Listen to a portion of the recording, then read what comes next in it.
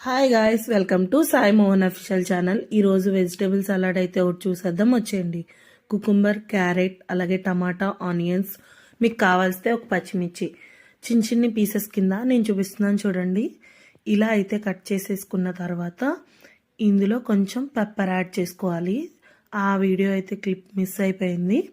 ఇప్పుడు 3 నుంచి 4 table spoon curd అయితే యాడ్ చేసుకోవాలండి.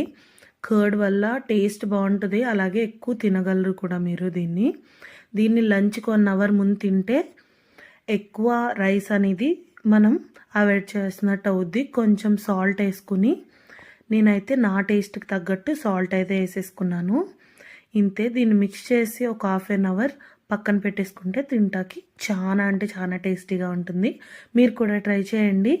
అలాగే ఎలా వచ్చిందో నాకైతే చెప్పండి. Bye guys, see you in the next video. Subscribe to my channel.